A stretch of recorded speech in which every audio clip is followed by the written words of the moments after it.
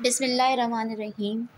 अस्सलाम वालेकुम गाइस। आज हम इंग्लिश ग्रामर में टेंसेस पढ़ेंगे। सबसे पहले प्रेजेंट सिंपल टेंस। टेंस किसे कहते हैं? It tells about time as well as state of an action. Tense हमें बताते हैं कि एक काम किस वक्त किया गया है। ठीक है, अब टेंस यानी वक्त तीन हिस्सों में बटे हुए हैं। एक है हमारा प्रेजेंट,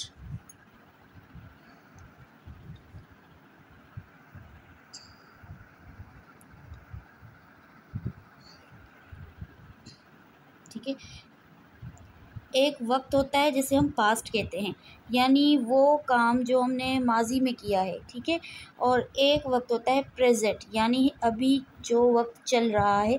ठीक है, उसे हम प्रेजेंट कहते हैं। उसके बाद आने वाले वक्त को हम फ्यूचर कहते हैं।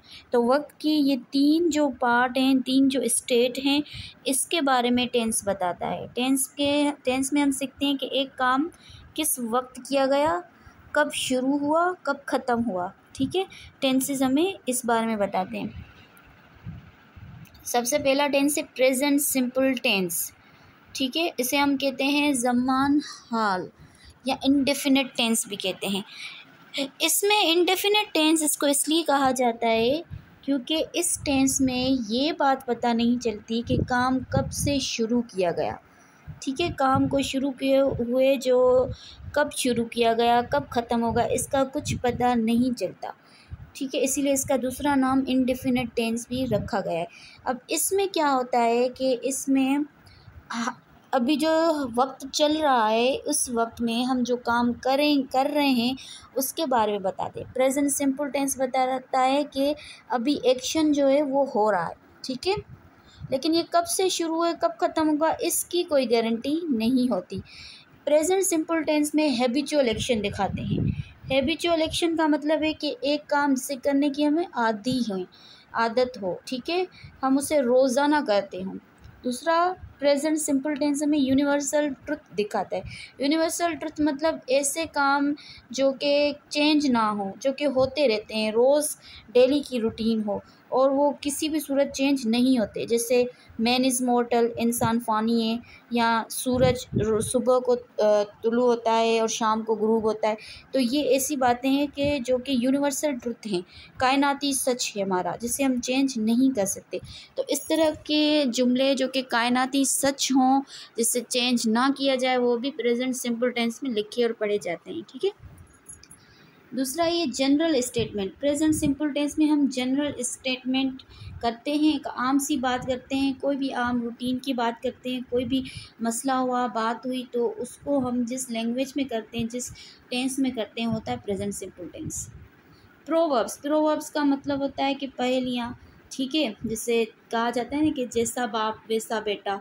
ठीक है, और सच की जीत होती है। तो इस तरह की जितनी भी प्रोवर्ब्स हैं वो भी हम प्रेजेंट सिंपल टेंस में इंक्लूड करते हैं, शामिल करते हैं। अब प्रेजेंट सिंपल टेंस आपने देखा होगा कि सेंटेंस के तीन हिस्से होते हैं। एक ऐसा सेंटेंस जिसमें हम कोई भी आम सी बात बोलें तो उस सेंटेंस को कहा जाता है एफर्मेटिव सेंटेंस। ठीक है, जिसमें कोई भी आम सी बात हो, कोई भी नॉलेज हो। ठीक है, जैसे मैं हर रोज़ सुबह सैर को जाता हूँ।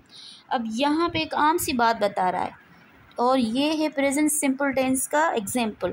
क्योंकि प्रेजेंट सिंपल टेंस में हम ये कहते हैं कि एक काम जो हाल में हो रहा है, प्रेजेंट में हो रहा है, और उसे करने की हम क्या हैं, आदी हैं।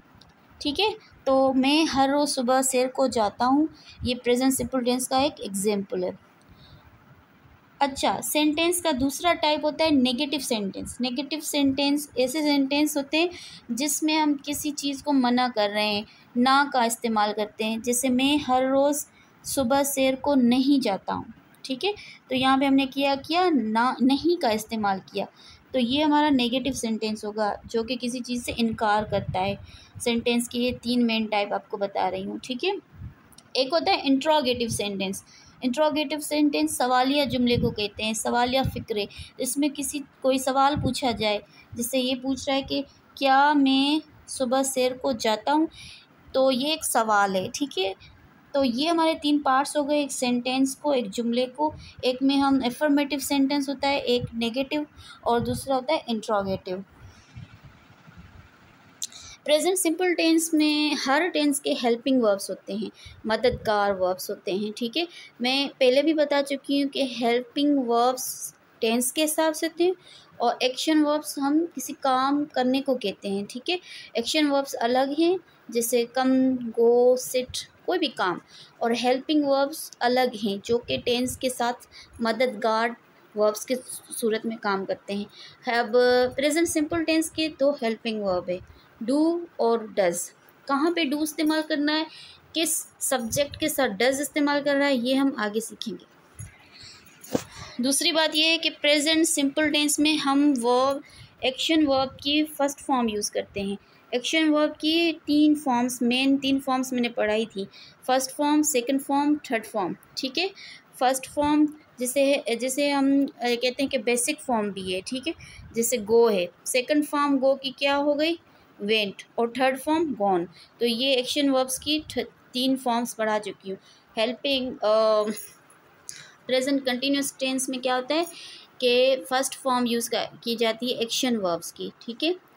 उसके अलावा डू और डज का इस्तेमाल कहाँ पे होगा, देखिए एफर्मेटिव जुमले जो हमने आपको बताए, बयानी आम से जुमले, उनमें तो प्रेजेंट सिंपल टेंस में डू डज का इस्तेमाल नहीं होगा। बाकी ये यूज़ किए जाएंगे एक नेगेटिव सेंटेंस में और दूसरा इंट्रोगेटिव सेंटेंस में। एक इनकार वाले जुमलों में, एक सवाली जुमले में डू डज का इस्तेमाल होगा, ठीक है। आगे चलते हैं। Formula of present simple tense. अब प्रेजेंट सिंपल टेंस के एफर्मेटिव सेंटेंस लिखने का फार्मूला क्या है, और इसी तरह प्रेजेंट सिंपल टेंस के नेगेटिव सेंटेंस लिखने का फार्मूला और इंट्रोगेटिव सेंटेंस लिखने का फार्मूला मैं बताऊंगी। एफर्मेटिव सेंटेंसेस अगर आप लिख रहे हैं जिसमें सादी सी बात बयान की जाती है, तो उसमें सबसे पहले आपको सब्जेक्ट तो रखना ही रखना है, सब्जेक्ट तो आएगा ही आएगा, ठीक है। सब्जेक्ट के बाद आपको रखना है एक्शन वर्ब। अब एक्शन वर्ब जैसे गो, सिट, ठीक है, और वर्ब की वो भी पहली फॉर्म, उसके बाद आप रख सकते हैं ऑब्जेक्ट। ये है फार्मूला एफर्मेटिव सेंटेंसेस में। देखिए यहाँ पे डू डज का इस्तेमाल नहीं हुआ, ठीक है, क्यों, क्योंकि ये हमारा एफर्मेटिव सेंटेंसेस है, नेगेटिव और इंट्रोगेटिव में होगा, ठीक है। अब जैसे यहाँ पे एग्जाम्पल दिया गया है, मैं स्कूल जाता हूँ। फार्मूले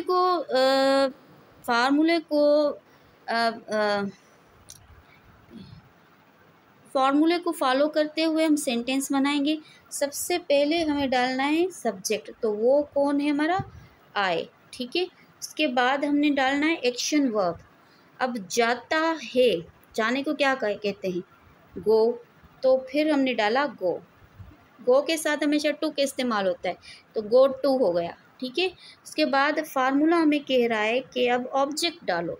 ऑब्जेक्ट क्या है, जाने का सब जिस पे हो उसको हम ऑब्जेक्ट बोलते हैं। तो यहाँ पे स्कूल हमारा ऑब्जेक्ट है, ये हमारा स्कूल हो गया, ठीक है। पहले सब्जेक्ट डाला, उसके बाद एक्शन वर्ब, उसके बाद ऑब्जेक्ट। तो ये है एक सिंपल सा तरीका सिंपल प्रेजेंट सिंपल टेंस के एफर्मेटिव सेंटेंस बनाने का, ठीक है। दूसरी बात ये है कि प्रेजेंट सिंपल टेंस के जो उर्दू में उस फेल के आखिर में ता है, ठीक है, ता है, ती है, ते हैं या ते हो आता है। ये निशानी है कि उर्दू सेंटेंसेस में अगर प्रेजेंट सिंपल टेंस होगा तो उसके वर्ब के बाद क्या आएगा, ता हूँ, ता है, ती हैं या ते हो। ये बताता है कि एक काम जो अभी हाल में हो रहा है और ये काम आदि करने का, ठीक है, ये इसकी निशानी हो गई। उसके बाद आता है को रूल। रूल ये कहता है कि अगर सिंगुलर नाउन हो, सिंगुलर नाउन का मतलब है कि वाहिद इस्म, मैंने आपको इस्म पढ़ाए थे ना, किसी भी चीज़ का नाम, बुक, नासिर, चेयर, फ्लावर्स, किसी भी जानदार या गैर जानदार चीज़ का नाम, उसे हम कहते हैं नाउन।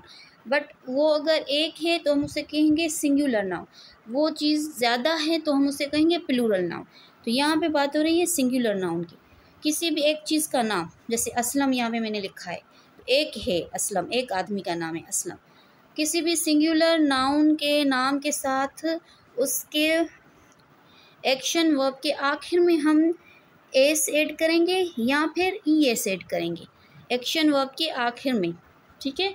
उसके अलावा नाउन की बात हो गई। अब उसके अलावा जो ये वाले प्रोनाउन है ना, दूसरों को छोड़कर, आई वी को छोड़कर, ये वाले प्रोनाउन है ना, ही शी इट, इनके साथ भी एक्शन वर्ब के आखिर में, वर्ब के आखिर में, याद कीजिए वर्ब के आखिर में, वो भी सिर्फ अफर्मेटिव का रूल है, नेगेटिव में नहीं होगा ये सिर्फ अफर्मेटिव का रूल है कि ही शी इट के साथ वर्ब के आखिर में हम एस या ई एस लगाकर जुमला बनाएंगे। या तो हमारा नाउन सिंगुलर हो या ही शी इट प्रोनाउन हो, उनके एक्शन वर्ब के एंड में हमने क्या डालना है, एस या ई एस। ये एफर्मेटिव सेंटेंसेस में चलेगा रूल, ठीक है। जैसे कि यहाँ पे क्वेश्चन एग्जाम्पल्स हैं, ठीक है। अब असलम एक लड़के का नाम है, मतलब एक सिंगुलर नाउन है, उसके बाद हमने एक्शन वर्ब डाला है गो। अब आप बताएं, हमने अभी रूल पढ़ा कि सिंगुलर नाउन हो तो उसके एक्शन वर्ब के साथ हम ई एस या एस डालकर उसका हम सेंटेंस बनाते हैं, ठीक है। अब यहाँ पे गो होगा या goes to school, Aslam go to school होगा या असलम गोज़ टू स्कूल, ये एक एफर्मेटिव सेंटेंस है। तो यहाँ पे सिंगुलर नाउन के बाद हम जो भी हमारा वर्ब आया है, अब यहाँ पे गो आया है, उसके एंड में हम ई एस का इजाफा करके सेंटेंस बनाएंगे। तो गो हमारा गलत हो गया, गोज़ हमारा सही हो गया, ठीक है। इसी तरह नेक्स्ट जुमला है असलम एंड साइमा। यहाँ पे बताएं, असलम और साइमा, गो होगा या गोज़ टू स्कूल होगा, स्कूल जाते हैं, असलम और साइमा स्कूल जाते हैं। अब यहाँ पे ये है कि पहले तो हमने यहाँ पे गोज़ लगाया असलम ऊपर वाले में, ठीक है, इस वाले में इसलिए गोज़ लगाया क्योंकि असलम एक था, सिंगुलर नाउन था। अब यहाँ देखिए, ये असलम है और साइमा है, ये दो नाउन हमारे पास आ गए। लेकिन जब दो नाउन को एंड से जोड़ा जाए, एंड से जोड़ा जाए तो हम ये समझेंगे कि ये एक प्लूरल नाउन हो गए, ठीक है। तो अब ये प्लूरल नाउन है, जमा है, दो लोग हैं, एक नहीं है, तो उसके बाद हमारा जो एक्शन वर्ब आएगा वो आएगा गो, ना कि हम उस पर ई एस डालेंगे, नहीं डालेंगे ई एस, ठीक है। क्योंकि हमारे पास अब ऊपर असलम और साइमा दो लोग हैं, एक नहीं है, और उनको कनेक्ट एंड से किया जा रहा है।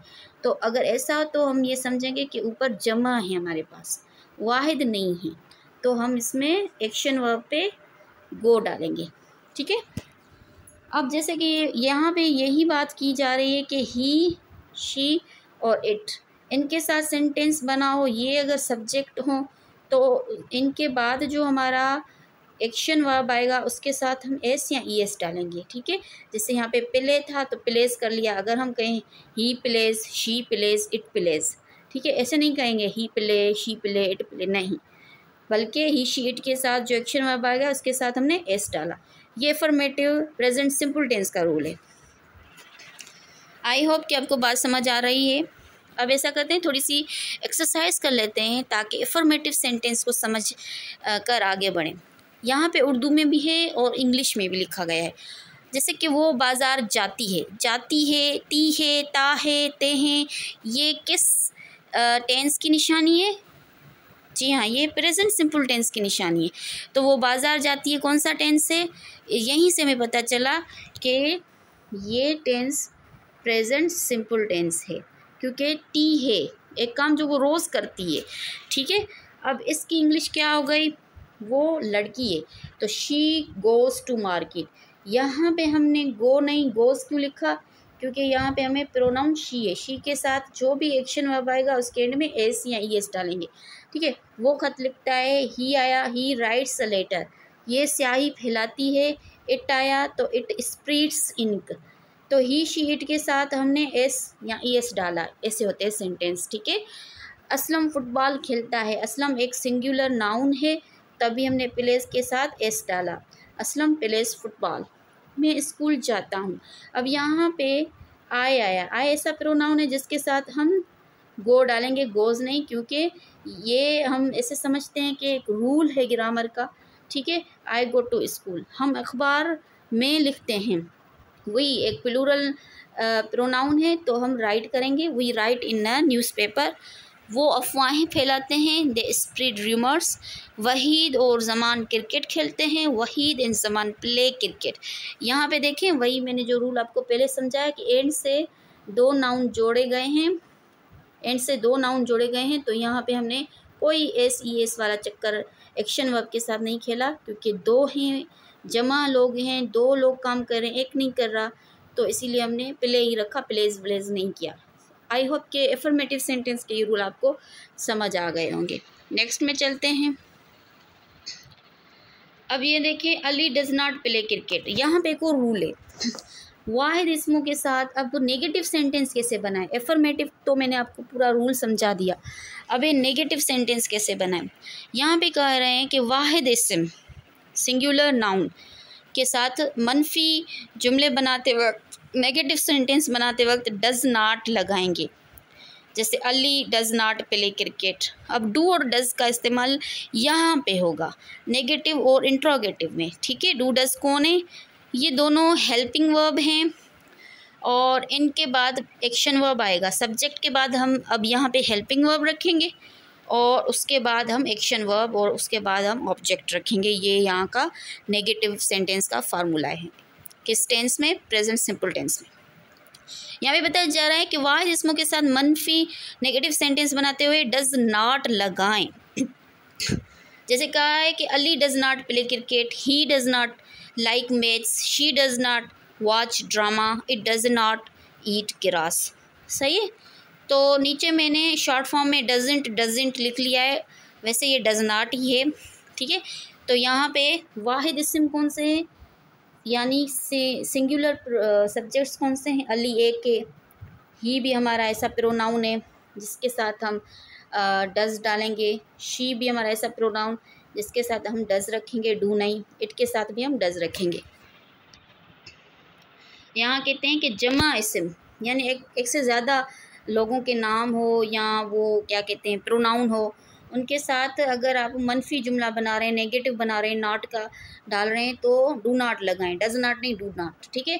जैसे आई ऐसा प्रोनाउन जिसके साथ do not, I do not cry, मैं नहीं रोती, ठीक है। We do not ring the bell, हम बेल नहीं बजाते। हाँ, you do not look good, तुम अच्छे नहीं लग रहे। They do not find book, वो किताब नहीं ढूंढ रहे हैं, ठीक है। तो ये वो सेंटेंसेस है जिसे हम नेगेटिव कह रहे हैं, ठीक है। इसमें देखिए सब्जेक्ट, उसके बाद डू या डज डाला जा रहा है सब्जेक्ट के हिसाब से, उसके बाद नॉट डाल के, उसके बाद आप एक्शन वर्ब डालें। ये है इसका फार्मूला।